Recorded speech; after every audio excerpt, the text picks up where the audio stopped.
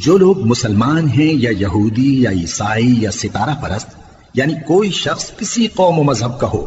جو اللہ اور روز قیامت پر ایمان لائے گا اور عمل نیک کرے گا، تو ایسے لوگوں کو ان کے اعمال کا صلہ اللہ کے ہاں ملے گا، اور قیامت کے دن ان کو نہ کسی طرح کا خوف ہوگا اور نہ وہ غمناک ہوں گی۔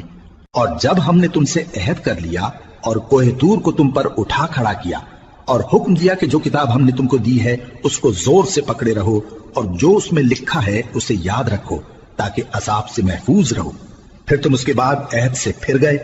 سو اگر تم پر اللہ کا فضل اور اس کی مہربانی نہ ہوتی تو تم خسارے میں پڑ گئے ہوتے۔ اور تم ان لوگوں کو خوب جانتے ہو جو تم میں سے ہفتے کے دن مچھلی کا شکار کرنے میں حد سے تجاوز کر گئے تھے، تو ہم نے ان سے کہا کہ ذلیل و خوار بندر ہو جاؤ،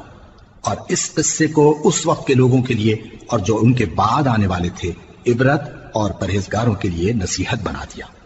اور جب موسیٰ نے اپنی قوم کے لوگوں سے کہا